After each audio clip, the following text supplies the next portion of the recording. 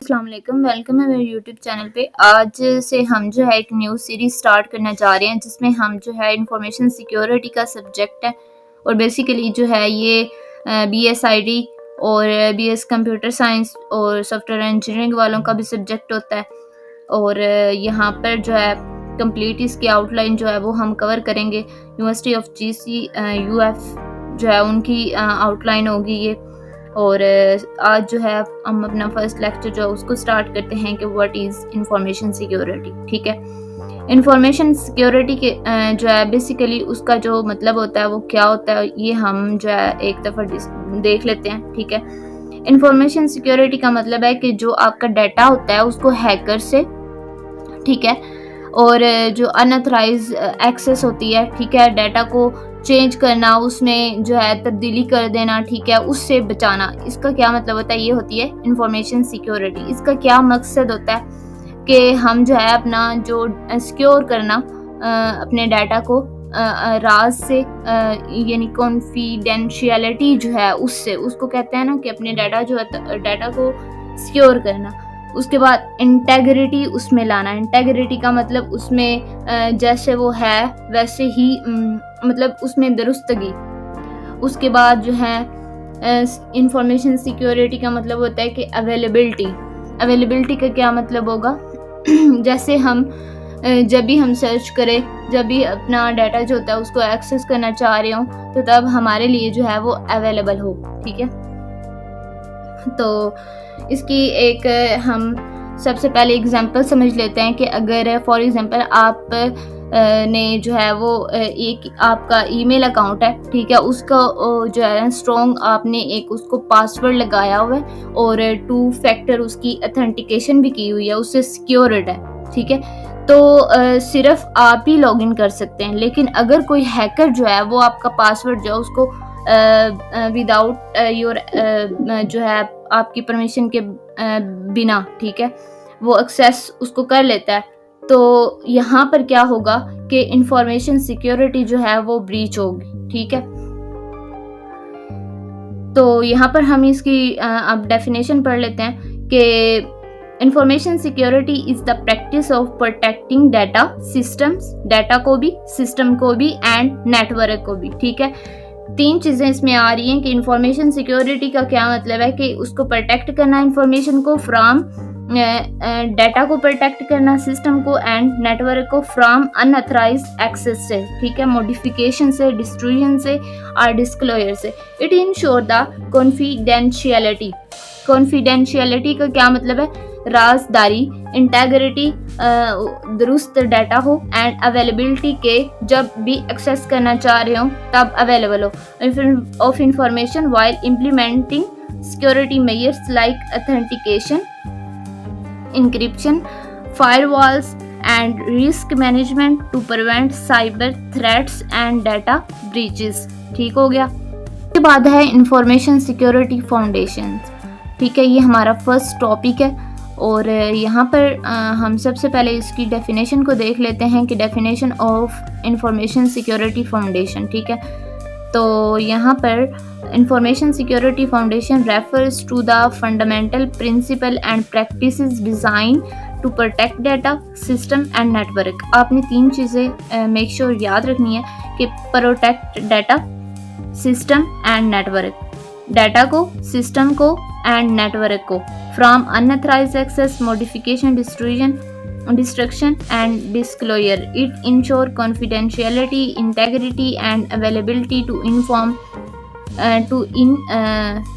of information while implement authentication। Same ही है लेकिन इसमें हम थोड़ा सा डिफरेंस क्या होगा, सेम ही कंसेप्ट है, डिफरेंस नहीं है, बस मैंने जो है वो एज अ डेफिनेशन अगर इसकी लिखनी हो तो उस लिखने के लिए जो है मैंने लिखा है यहाँ पर। ठीक है, असल में वही चीज़ है कि इंफॉर्मेशन सिक्योरिटी फाउंडेशन जो है वही एक असूल है, वही एक तरीका है जो डाटा को, सिस्टम को और नेटवर्क को अनऑथराइज्ड एक्सेस जो है उससे, गलत इस्तेमाल से, डाटा में कोई तब्दीली, ठीक है, या डाटा जो है उसको लीक होने से बचाने के लिए जो है वो डिज़ाइन किए गए हैं। ठीक है, ये कुछ इंफॉर्मेशन सिक्योरिटी फाउंडेशंस। ठीक है, उसके बाद कॉन्फिडेंशियलिटी जो है, डाटा की राजदारी, इंटेग्रिटी, दुरुस्तगी, जब भी ये वर्ड्स आएँ तो आपके माइंड में यही चीज़ें आनी चाहिए। और अवेलेबिलिटी, यानी कि आसान लफ्ज़ों में हम ये कह सकते हैं कि अवेलेबिलिटी मतलब दस्तयाब, ठीक है। तो ये 3 वर्ड्स हैं CIA मॉडल, ठीक है। ये एक मॉडल आप इसको बना सकते हैं, उसको इंश्योर करता है। इसके अलावा ऑथेंटिकेशन होता है, ऑथराइजेशन होता है, ठीक है। ऑथेंटिकेशन क्या होती है कि पहचानना कि ऑथेंटिकेट हो गया ना आपका डाटा। ऑथराइज यानी कि जब लॉग इन करते हैं तो हमें वो इजाज़त देता है कि ये आपका अगर पासवर्ड ठीक है तो हम लॉग इन कर सकते हैं। उसके बाद रिस्क मैनेजमेंट, ठीक है, और सिक्योरिटी मेजर्स को इस्तेमाल करके साइबर थ्रेट से बचने का काम हमें, ठीक है। ये तो इसके बाद हमारा टॉपिक है main components of information security, ठीक है। पहले हमने क्या पढ़ा है कि इंफॉर्मेशन सिक्योरिटी फाउंडेशन, और उसके बाद हम पढ़ेंगे मेन कंपोनेंट्स क्या हैं ऑफ इंफॉर्मेशन सिक्योरिटी फाउंडेशन के, ठीक है। तो सबसे पहले हमारे पास क्या है, कॉन्फिडेंशियलिटी, ठीक है।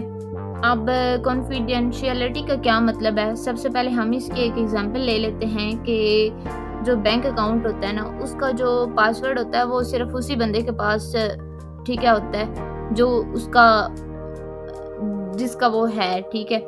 अगर कोई और उसको एक्सेस कर ले तो क्या होगा, यहाँ पर जो है उसकी जो प्राइवेसी होगी, जो कॉन्फिडेंशियलिटी होगी, ठीक है, वो उसकी ब्रीच हो जाएगी, ठीक है। तो यहाँ पर क्या है, ensures that only authorised user can access sensitive information, ठीक है। और उसके बाद है integrity, maintains the accuracy and consistency and trustworthiness of data। अब इंटेग्रिटी का क्या मतलब है, दुरुस्तगी और उसकी असली हालत में डाटा हो, ठीक है। फॉर एग्जांपल, अगर आप एक ऑनलाइन शॉपिंग वेबसाइट जो है उसकी प्राइस जो है डेटाबेस में से किसी हैकर ने अगर चेंज कर दी है, जैसे एक चीज़ जो है वो 5000 की चीज़ है और जो, ठीक है, उसने क्या लगाई है 50, ठीक है। तो यहाँ पर क्या होगा कि आपकी जो इंटेग्रिटी होगी वो ब्रीच हो जाएगी, ठीक है। एक ये यहाँ पर इशू होगा। तो इंटेग्रिटी का मतलब ये होता है कि एक्यूरेसी, उसकी कंसिस्टेंसी एंड उसकी ट्रूथनेस जो है। अच्छा, तो नेक्स्ट हमारे पास क्या है कि availability, ensure that data and system are accessible when needed.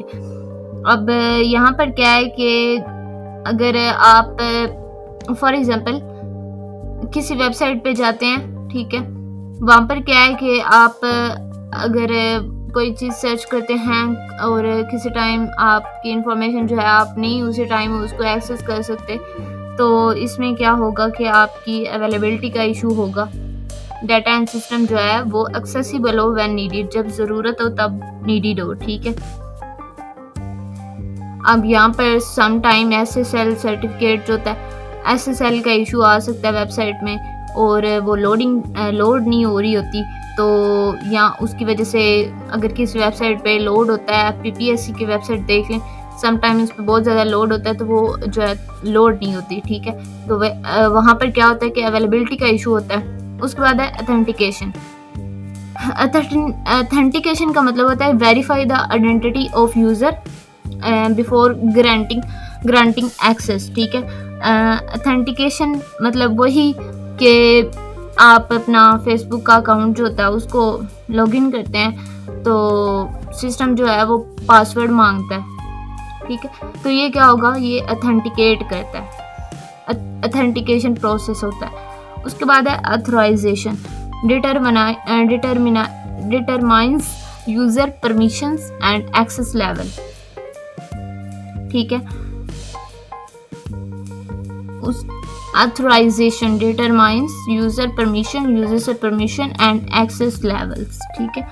तो यहाँ पर जो है आप कोई एग्जांपल ले सकते हैं कि अगर आप क्या करते हैं, फॉर एग्जांपल हम एक एग्जांपल ये यहाँ पर ले सकते हैं कि अगर कॉलेज का डाटा है या फिर किसी कंपनी का डाटा है, ठीक है, तो वहाँ पर जो है एम्प्लॉय का जो रिकॉर्ड है, ठीक है, वो सिर्फ कौन देख सकता है, जिसने वो डाटा एंटर किया होता है या जिसको परमिशन होती कि यही बंदा जो है ना ये डाटा जो है उसको देख सकता है, ठीक है।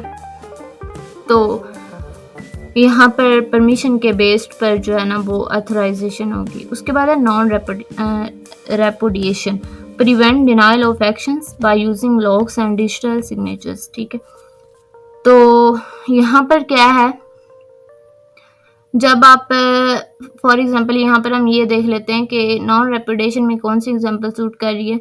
जब आप ऑनलाइन पेमेंट करते हो, ट्रांजैक्शन जो है उसकी आपको रिसिप्ट मिलती है, ठीक है, ये क्या होती है, ये नॉन रेपुडिएशन का एग्जांपल है, जिसे आप बाद में पेमेंट का जो है ना वो इनकार नहीं कर सकते, यानी आपके पास एक प्रूफ होता है, प्रिवेंट हो जाता है डिनाइल ऑफ एक्शंस, ठीक है, bye using logs and digital signatures, ठीक है। उसके बाद है रिस्क मैनेजमेंट, ठीक है। रिस्क मैनेजमेंट कैसे आप कर सकते हैं, ठीक है,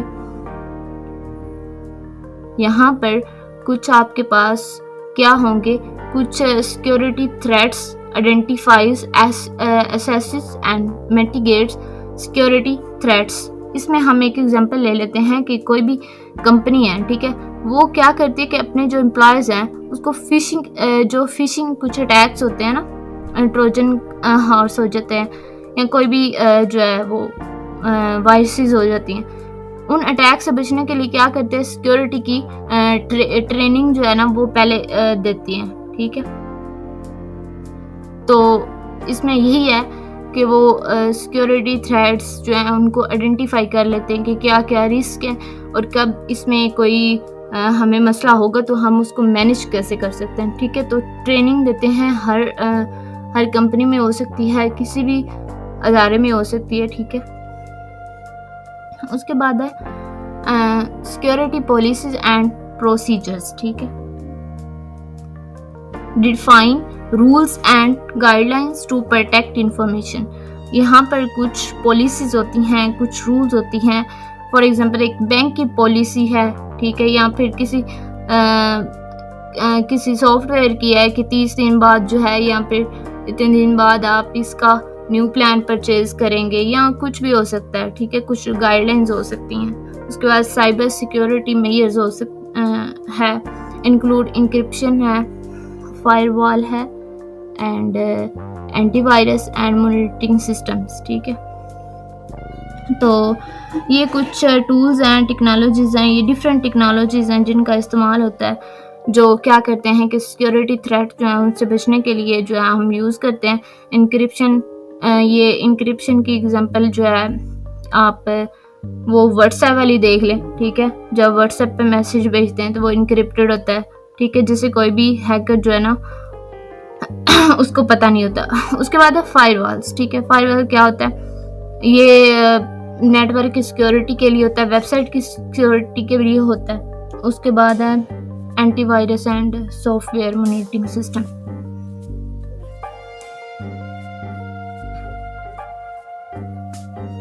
अच्छा जी, तो उसके बाद है कॉमन साइबर थ्रेट्स, ठीक है। इसमें क्या होता है, कॉमन साइबर थ्रेट्स कौन कौन से हो सकते हैं। फिशिंग, पहले हमने इसका जिक्र किया, fake emails, website stealing, user data, fake emails या वेबसाइट जो लोगों का पर्सनल डाटा जो है वो चुरा लेती हैं। उसके बाद मालवेयर है, वायरसेस है, रैंसमवेयर है एंड हार्मफुल सॉफ्टवेयर है। तो यहाँ पर क्या है कि कुछ ऐसे हार्मवेयर सॉफ्टवेयर जैसे कि वायरसेस, वॉर्म्स और जैसे कि ये मतलब जो आपके सिस्टम को, आपके डाटा को जो है वो ख़राब कर सकते हैं, हार्मफुल हो सकते हैं। ब्रूट फोर्स अटैक्स, ठीक है, ये क्या होते हैं कि ऑटोमेटेड पासवर्ड गेस, ठीक है, उसको पासवर्ड जो है उसको तोड़ने की कोशिश करते हैं। सोशल इंजीनियरिंग, इसमें क्या होता है, सोशल इंजीनियरिंग, इन टर्म्स को आपने याद रखना है। सोशल इंजीनियरिंग यानी लोगों को धोखा देकर उनसे पासवर्ड या उनकी जो सेंसिटिव इंफॉर्मेशन होती है ना उसको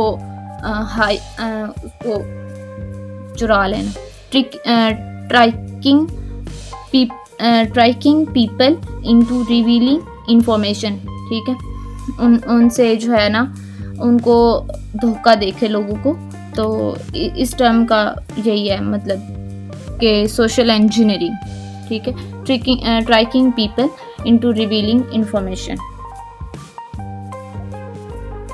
उसके बाद जो हमारे पास नेक्स्ट है सिक्योरिटी मेजर्स, ठीक है। सिक्योरिटी को हम कैसे मेजर कर सकते हैं? सिक्योरिटी मेजर के लिए आप अपने जो डाटा होता है अपने सिस्टम को, ठीक है, स्ट्रॉन्ग पासवर्ड लगाएं। उसके बाद यहाँ पर एक एग्जांपल को माइंड में लेके चलें कि ईमेल का अकाउंट है या फेसबुक का अकाउंट है, तो उसकी 2 फैक्टर ऑथेंटिकेशन जो है वो भी लाजमी करें। उसके बाद अपना सॉफ्टवेयर जो है उसको अपडेट करते रहें। अब समटाइम जो होते हैं हमारे ऐप्स होते हैं मोबाइल में, हम उनको अपडेट नहीं करते तो हमें क्या होता है कि वर्किंग उनकी जो है कभी स्लो होती है, कभी प्रोसेसिंग टाइम नहीं हो रहा होता, ठीक है। तो उसको क्या करें कि सॉफ्टवेयर जो है उसको अपडेट करते रहें। उसके बाद जो है avoid suspicious links and emails, ठीक है, इनसे बचें। और उसके बाद रेगुलरली अपने सिस्टम जो है उसको बैकअप करते रहें, ठीक है, अपना जो इम्पोर्टेंट डाटा है, ठीक है। तो आज की स्लाइड्स में हमने बस यही कवर किया है कि कॉमन के सबसे पहले सिक्योरिटी मेजर्स को पढ़ा है, उसके बाद कॉमन साइबर थ्रेट्स को देखा है, उसके बाद जो है मेन कंपोनेंट्स क्या हैं इंफॉर्मेशन सिक्योरिटी फाउंडेशन के, एंड उसके बाद जो है इंफॉर्मेशन सिक्योरिटी जो है ये इसकी डेफिनेशन को देखा है, और व्हाट इज़ इंफॉर्मेशन सिक्योरिटी, ठीक है। तो मिलता है नेक्स्ट वीडियो में, तब तक अपना ख्याल रखें और इस सीरीज़ को देखते रहें और हम इसको इंशाल्लाह कंप्लीट करेंगे।